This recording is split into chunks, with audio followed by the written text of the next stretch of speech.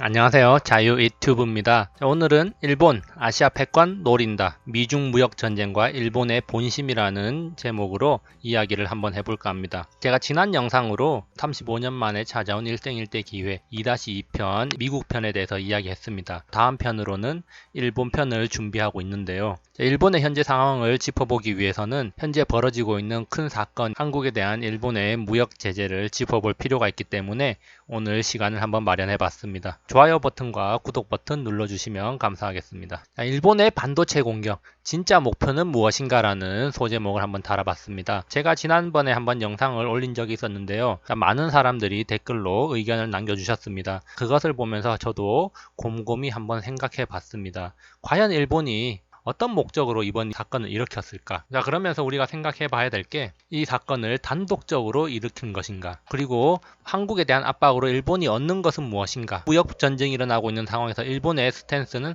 확실하다는 사실, 그리고 한국, 중국, 일본 간의 3국의 관계는 지금 어떠한가? 미국과 중국은 지금 상황에 대해서 어떤 생각을 하고 있을까를 한번 생각해 볼 필요가 있겠고요. 그리고 확실한 것 한 가지, 자, 일본은 명분을 가지고 치밀하게 이 사건을 준비했다는 것, 그것을 우리는 기억을 해야 됩니다. 과연 일본의 목표가 무엇이고 이 사건이 어떻게 전개될 것인지에 대해서 한번 이야기해보고 그 전개 과정이 동북아시아 그리고 우리나라 경제에 어떤 영향을 미치게 될지도 한번 고민해볼 필요가 있어 보입니다. 미국과 중국의 무역 전쟁이 벌어지고 있는데요. 자, 미국은 같은 집안 싸움을 방치할 수 없는 상황입니다. 그렇기 때문에 일본이 미리 판을 짰고 그리고 미국이 이에 동의를 했을 것이다, 이런 생각을 하게 되는데요. 미국 역시 이번 갈등으로 인해서 피해를 입을 수도 있는 부분이 있다는 겁니다. 또한 집안 싸움이라고 볼 수가 있는데요. 미국과 중국의 무역 전쟁이 일어나는 상황에서 이렇게 집안 싸움이 일어난다는 거, 바로 리스크를 안고 가야 된다는 건데 미국이 이런 리스크를 안고 그대로 간다는 것 자체도 일본의 행위에 대해서 미국이 암묵적인 동의를 하지 않았나 제 생각을 하게 됩니다. 특히나 일본의 행위에는 치밀함이 묻어난다는 점에서 오랫동안 준비해왔고 그것에 대해서 미국이 묵인을 했을 가능성이 높다. 자, 이렇게 보는데요. 단순히 일본이 이 한국에 대한 무역 제재를 일으키는 게 아니라 일본 나름대로 빅픽처를 그리면서 이번 일을 진행하고 있는가, 자, 이런 생각을 하게 만듭니다. 자, 그렇다면 우리가 과거 일본은 어떤 나라였는지 한번 생각해 볼 필요가 있습니다. 자, 일본은 오래전에 동아시아의 패권 국가였고 한때 미국을 위협하면서 지원을 꿈꾸기도 했던 나라입니다. 자, 1900년대 초 청일전쟁과 러일전쟁의 승리의 기세를 몰아서 태평양 전쟁까지 일으킨 일본입니다. 진주만 공습을 단행하면서 미국을 직접적으로 공격하기도 했죠. 결국에는 미국에 의해서 패전을 했습니다. 그러고 나서 80년대 일본 경제는 호황기를 맞이했고 결국에는 미국의 GDP의 40%까지 쫓아오게 됩니다. 자, 이에 위기의식을 느낀 미국이 플라자 합의를 종용하면서 일본 죽이기에 들어갔고 일본은 앵고에 맞서서 기술력을 바탕으로 한 제조업 쇄신, 그리고 금리 인하와 유동성 건국을 통해서 경제 활성화를 지속해 나갔습니다. 자, 이 당시 앵고와 풍부한 유동성은 그 돈들이 일본 밖으로 나가게 했고 일본 기업과 자산가들이 미국의 부동산과 기업을 인수하기 시작했습니다. 많은 미국의 부동산과 기업들이 일본인들의 손에 넘어가면서 미국인들이 위기를 느꼈고 일본은 G1을 꿈꾸게 되는 겁니다. 그렇지만 바젤 1이 발효되면서 일본 버블이 붕괴됐고 그 이전에 세계 최고를 자랑하던 일본 반도체 산업이 미일 반도체 협정으로 인해서 서서히 몰락하기 시작했습니다. 자, 그러면서 잃어버린 20년을 걷게 되는 것이죠. 자, 제가 여기에 대한 이야기는 35년 만에 찾아온 기회 1편에서 자세하게 이야기를 했기 때문에 일본의 버블과 버블 붕괴 과정에 대해서 한번 학습을 하시기 바랍니다. 미국이 지금 중국 죽이기를 진행하고 있는데요. G2 중국이 만약에 사라진다면 다음으로 G2가 될 국가는 바로 누구인가? 지금 현재 사실상 G3라고 불리는 국가, 바로 일본이 되지 않을까, 이런 생각을 하게 됩니다. 달러 다음으로 글로벌에서 영향력 있는 화폐는 일본의 엔화입니다. 엔화 역시 안전자산으로 선호도가 높고요. 그렇기 때문에 일본의 영향력은 상당히 강하다고 할 수가 있는데요. 일본은 중국이 쓰러지면 가장 큰 혜택을 볼 수 있는 국가 중 하나가 되는 것이죠. 일본이 넘버2가 될 수가 있는 것이고 미국이 글로벌 패권을 쥐게 된다면 일본은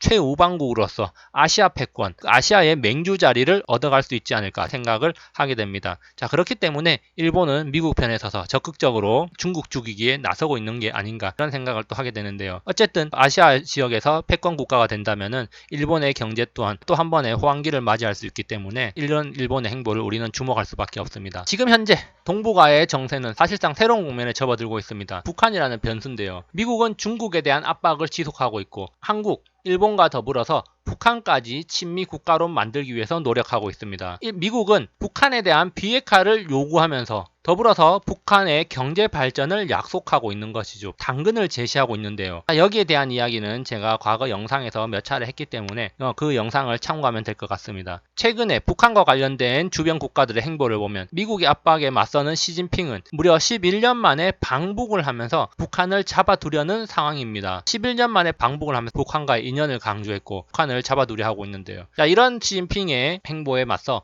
트럼프는 북한의 연이은 도발에도 불구하고 친구라는 표현과 함께 당근을 제시하고 있습니다. 북한이 도발을 하더라도 트럼프는 거기에 대해서 맞대응을 하는 것보다는 김정은이 좋은 사람이다, 믿는다, 그런 이야기를 하면서 포용책을 펼치고 있죠. 특히 이번 G20이 끝난 뒤에 이루어진 DMZ 회동에서 마이 프렌드 김정은이라고 부르면서 상당한 친근감을 표시하기도 했습니다. 시진핑과 트럼프 둘 다 북한을 서로 자기 편으로 붙잡아 두려 한다는 사실을 우리는 기억해야 됩니다. 중국에게 있어서 왜 한반도가 중요한가? 미일 연합의 방파제 역할을 하는 것이 한반도이죠. 그러면서 대양 진출의 통로가 되는 겁니다. 미국과 일본의 감시를 벗어나서 좀 더 수월하게 대양으로 진출을 할 수가 있다는 거죠. 그렇기 때문에 중국은 오래전부터 한국과 일본이 긴밀한 관계를 유지하는 것보다는 멀어지기를 원했습니다. 일본과 한국이 멀어진다면 한미일 공조가 약화되는 것이고 거기에 따라서 중국의 운신의 폭이 넓어지는 것이죠. 역사적으로 안 좋은 감정이 남아있기 때문에 한국과 일본 사이에는 불협화음 소지가 많습니다. 그렇기 때문에 그런 역사적인 관계 속에서 중국은 지금 정치, 경제적으로 한국과 긴밀한 관계를 형성하고 있고 시간이 지날수록 한국의 중국 의존도는 증가해 왔습니다. 지금은 중국에게 많은 부분을 의지하고 있다고 할 수 있습니다. 그만큼 우리나라에 대한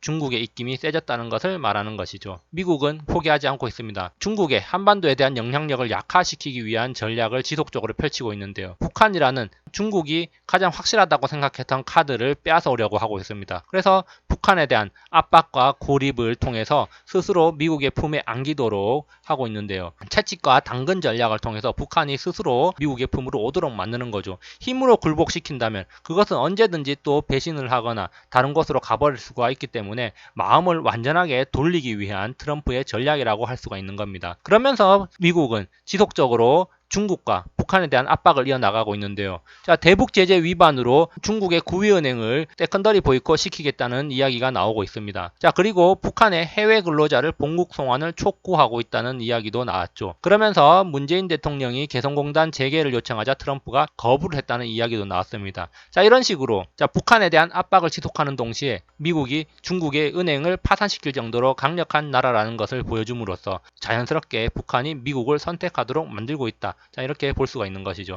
일본은 왜 한국을 건드리고 미국은 이를 묵인하는가를 한번 생각해 봐야 됩니다. 그래서 첫 번째 측면으로 북한과 긴밀한 관계를 유지하고 있는 한국에 대한 경고성 발언과 행동이 아닌가 이런 생각을 한번 하게 되는데요. 자, 이 한국에 대해 경고하기 위해서 일본이 나섰다는 겁니다. 북한을 친미국가로 만들기 위해서 미국은 북한을 고립시키고 압박하고 있습니다. 자, 그런데 한국이 긴밀한 관계를 유지하면서 이런 북한 고립 압박에 약간의 걸림돌이 된다는 거죠. 그렇기 때문에 이런 한국의 행동에 제동을 걸기 위해서 일본이 나서서 대북제재 위반을 의심하게 만드는 그런 발언을 한 겁니다. 대북제재 위반을 직접적으로 언급하면서 북한 고립 효과를 극대화하고 있다는 것이죠. 이렇게 된다면 한국은 대북제재 위반을 지금 의심받는 상태인데요. 당분간 남북 경협에 대해서 소극적일 수밖에 없습니다. 자, 이러한 소극적인 행동으로 인해서 북한은 조금 더 압박과 고립에 시달릴 수밖에 없다는 겁니다. 또한 미국의 중국에 대한 압박도 계속되고 있다는 점도 우리는 주목을 해야 됩니다. 앞서 말했듯이 미국은 중국 상하이 푸동 발전은행에 대한 세컨더리 보이콧에 착수를 했는데요. 이것은 북한에게 보내는 강력한 메시지로서 중국도 미국 앞에서는 별 수 없다는 것을 보여주는 거죠. 자, 그렇기 때문에 북한이 비핵화를 하면서 친미국가로 돌아설 수 있게 하는 하나의 요인이 될 수가 있는 겁니다. 자, 시진핑이 북한까지 찾아와서 나를 믿고 따라오라고 했는데 알고 보니 미국에게는 찍소리도 못하는 존재였다. 그렇다면 북한의 입장으로서는 자신이 살아남기 위해서 중국을 선택해야 될지 미국을 선택해야 될지 한번 고민할 수밖에 없을 겁니다. 그러면 또 한 가지, 일본은 우리나라의 핵심 산업인 반도체 산업을 건드리고 있습니다. 일본이 이런 행위를 하는 이유, 바로 일본에 의존하는 측면이 크다는 것을 지금 부각시키는 거죠. 우리나라의 핵심 산업이라고 할 수 있는 반도체 산업이 일본의 도움이 없이는 성장을 할 수가 없다는 것을 나타내는 겁니다. 경제적인 측면에서 일본의 영향력이 크다는 것을 강조하는 것이죠. 그렇기 때문에 때문에 일본으로서는 한중일 관계 재정립을 시도하면서 일본과의 협력 관계를 지속적으로 유지해야만 우리나라 경제가 올바르게 성장할 수 있을 것이라는 것을 암묵적으로 이야기를 하는 겁니다. 자, 그러면서 한국에 대한 중국의 영향력을 약화시키려는 의도를 나타내고 있다. 이렇게 볼 수가 있는데요. 결국에는 우리나라가 일본과 좀 더 긴밀한 관계를 유지한다면 상대적으로 중국의 영향력이 좀 줄어들 수밖에 없다. 자, 이렇게 볼 수가 있는 것입니다. 즉, 일본은 지금 우리나라 반도체 소재 수출을 중단을 이야기하면서 한국 경제에 큰 타격을 줄 것이다. 이런 이야기가 나오고 있고, 실제로 지금 우리나라 경제계에는 우려의 목소리가 상당히 큽니다. 그렇지만 더 큰 문제는 단기간에 대안을 찾기가 힘들다는 것이죠. 자, 그렇기 때문에 삼성과 SK는 지금 최악의 상황에 처해 있고 반도체 기술 연구 개발도 중단될 위기라는 이야기가 나오고 있고요. 이재용은 반도체 사업의 지속을 위해서 일본까지 찾아가서 여러 기업들을 만나서 돌파구를 찾고 있는 상황입니다. 우리나라의 반도체 산업이 지금 큰 위기를 맞고 있는 것, 일본의 영향력이 크다는 것을 반증하는 사례가 될 수가 있을 것입니다. 그렇기 때문에 일본은 이 기회를 이용해서 한국에 대한 자신들의 경제적 영향력이 크다는 것을 과시하고 싶은 심리가 있고, 그리고 좀 더 경제적으로 긴밀한 관계를 맺어야 된다는 것을 간접적으로 이야기하고 있는 것이다. 자, 이렇게 볼 수가 있겠습니다. 우리가 과거 사례를 한번 살펴본다면 일본은 잃어버린 20년으로 불황이 장기화됐습니다. 자, 여기에는 여러 가지 요인이 있겠지만 엔고로 인해서 가장 큰 수혜를 받은 나라는 우리나라입니다. 그리고 나서 버블 붕괴로 일본이 바닥에서 기고 있을 때 우리나라는 날아올랐습니다. 자, 여기 지금 준비된 신문기사는 1993년 신문기사입니다. 그러면서 메이드 인 코리아 수출이 지금 훨훨 날고 있다는 이야기인데요. 수출에서 가장 큰 비중을 차지하는 게 바로 반도체를 비롯한 전자제품이었고, 그리고 철강 제품, 화학공학, 선박 등 이런 제품이다라는 이야기가 93년부터 나왔고요. 자, 이런 품목들의 수출을 통해서 가파른 성장을 구가할 수 있었습니다. 자, 이런 것들은 사실 다 일본이 세계 1위를 차지하던 것들을 우리나라가 다 가져온 것이라고 할 수가 있는데요. 일본으로서는 잃어버린 20년이라는 장기 불황을 겪게 된 게 우리나라의 영향도 있었을 것이다. 이렇게 볼 수가 있는 것이고요. 또한 예전부터 일본은 우리나라에 중간재를 많이 수출해 왔습니다. 그렇기 때문에 일본의 중간재를 통해서 우리나라는 싸고 품질 좋은 제품들을 많이 만들고 수출을 했는데요. 결국에는 우리나라가 이렇게 클 수 있는데 일본이 많은 역할을 했다. 이렇게 볼 수가 있기 때문에 일본으로서는 우리나라의 포지션이 썩 내키지 않을 수도 있다는 겁니다. 자, 그만큼 우리나라는 과거부터 지금까지 일본과 경제에 있어서 밀접한 관계를 유지해 왔는데 최근에는 중국과의 관계가 엮이면서 일본의 영향력이 우리나라에서 점점 줄어들고 있다는 점, 그렇기 때문에 일본은 다시 우리나라에 대한 영향력을 넓히는 동시에 동아시아의 패권을 쥐기 위한 노력을 앞으로도 계속해 나갈 것이라고 우리가 생각해 볼 수가 있습니다. 그렇다면 앞으로 어떤 시나리오로 일이 전개될 것인가? 자, 일본의 한국에 대한 무역 제재, 미국에 대한 중재 도움 요청으로 귀결되지 않을까, 이런 생각을 한번 해보게 되는데요. 7월 6일 날 나온 뉴스 기사, 정부 고위 관계자는 한일 관계가 악화될 때마다 미국이 중재자로 나서서 해결해 줬다. 전임 오바마 행정부 때도 위안부 문제로 갈등이 최고조에 있을 때도 한미일 정상회의를 개최를 주선해줬고 위안부 협상 과정에서도 막후 조정자 역할을 해왔다. 자, 이런 이야기를 하고 있습니다. 그렇기 때문에 우리나라 정부 내부에서도 미국에 도움 요청을 해야 되는 것이 아닌가라는 이야기가 나오고 있는데요. 그렇지만 지금 현재 상황까지 봐서는 미국이 쉽사리 우리나라의 요청을 들어주지는 않을 수도 있다. 자, 이런 생각을 하게 되는데요. 자, 왜냐하면 미국도 지금 한국을 공경에 빠뜨리기 위한 카드를 준비하고 있다는 게 포착됐기 때문입니다. 미국이 어떤 카드를 준비하고 있느냐? 미국의 입장은 지금 한국이 도움이 필요하다면 적극적으로 도움을 요청해야지 굳이 나서는 일은 없을 것이다 라고 선을 그었습니다. 즉 목마른 놈이 우물을 파야지 우리가 나서주길 기대하지 말아라 이거죠. 그렇기 때문에 도움 요청 받기 전까지는 어렵다. 양국이 스스로 문제를 해라 라는 이야기입니다. 자, 그러면서도 미국은 지금 경고를 하고 있습니다. 한국이 빨리 움직이지 않으면 경제가 박살날 수도 있다, 이런 경고인데요. 무디스를 통해서 나왔죠. 무디스, S&P, 피치 등 신용평가 기관들은 미국의 사냥개라고 할 수가 있습니다. 일본과 한국의 분쟁, 한국 경제 악화 요인으로 작용할 것이라고 하면서 지금 밑밥을 깔고 있습니다. 미국이 지금 이런 식으로 밑밥을 깔아주면서 한국이 자발적으로 일본과 협상에 나서길 바라고 있다는 것을 간접적으로 드러내고 있는 것입니다. 자, 이 상황에서 우리가 일본과 협상에 나서거나 그렇지 않다면은 미국에게 부탁해서 중재를 요청하지 않는다면은 협상에 나서지 않는다면 경제적으로 또 한번 큰 위기를 겪을 수도 있다. 이런 생각이 듭니다. 그렇다면 만약에 우리나라가 한국 정부가 일본 정부와 직접 협상에 나서거나 아니면 미국을 통해서 협상에 나선다는 것. 자, 그런 시나리오로 전개되면 과연 어떻게 될 것인가? 경제적으로 일본이 우위에 있음을 우리가 인정을 하게 되는 것입니다. 아까 전에도 말했듯이 목마른 놈이 우물을 파는 겁니다. 자, 우리나라는 반도체 산업이 쓰러지면 결국에는 경제 위기가 한층 더 심화될 가능성이 높습니다. 그렇기 때문에 협상에서 일본의 요구 조건을 들어줄 수밖에 없는 상황이 되는 것입니다. 일본은 과연 어떤 요구 조건을 요구할 수 있을까 한번 예상해 볼 법한데요. 바로 첫 번째로 과거사 문제, 즉 기존에 합의했던 내용을 번복 없이 수용하라 이런 내용으로 전개될 수가 있습니다. 만약 번복할 시에는 국제법 위반으로 제소하겠다 이런 단서 조항도 달 수가 있겠죠. 또 한 가지로 한미일 경제 공조를 강화하는 핵심 기술, 제3국 유출 방지 협약 등을 별도로 할 수가 있습니다. 자, 반도체 소재 공급을 조건으로 기술 유출 방지 대책을 마련하라는 건데요. 자, 이것은 중국으로의 기술 유출을 사전 차단하기 위한 것으로 볼 수가 있습니다.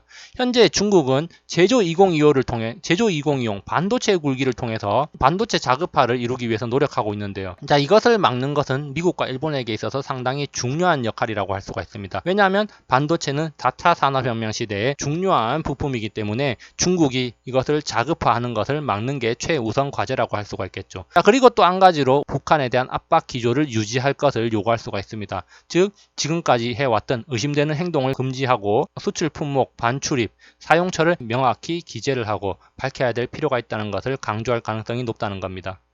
이렇게 한미일 경제 공조가 강화된다면 한반도 내에서 중국의 영향력이 약화되는 것이라고 할 수가 있겠고요.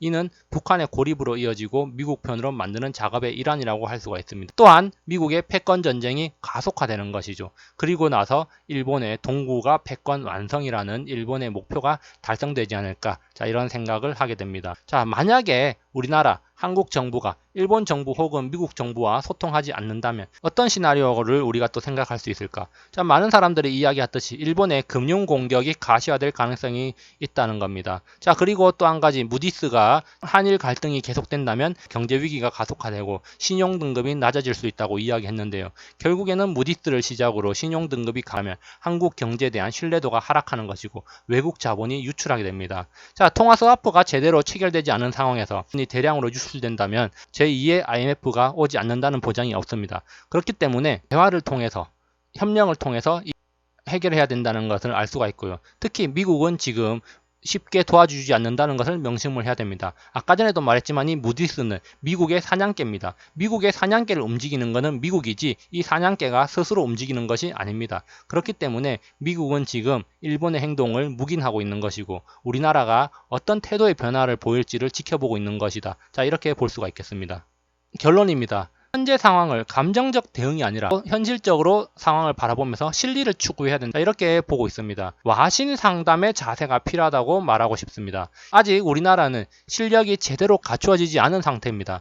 반도체를 워낙에 자급화를 하지 못하고 일본 제품에 우리가 의존을 하고 있는 게 현실입니다. 그렇기 때문에 이런 현실을 직시하고 이유와 목적이 무엇이든 간에 와신 상담하는 자세를 가지고 때를 기다려야 됩니다. 그래서 우리가 때를 기다려서 실력을 쌓고 경제적으로 독립을 해야지 실력이 제대로 쌓아지지 않은 상태에서 나서면 결국에는 얼마 가지 못해서 쓰러질 뿐입니다. 그렇기 때문에 우리는 와신 상담의 자세가 지금 필요하다. 자, 이렇게 말하고 싶습니다.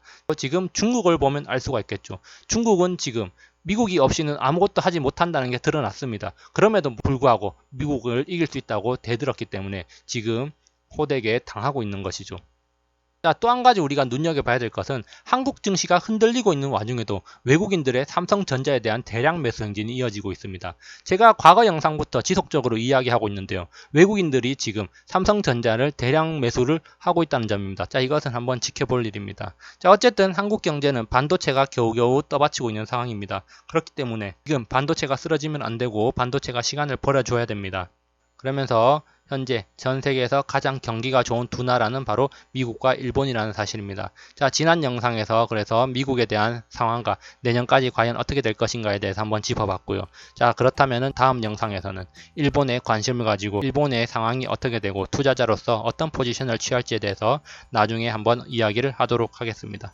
자, 여기까지 영상을 감상해 주셔서 감사하고요. 항상 즐거운 하루 보내시기 바랍니다. 감사합니다.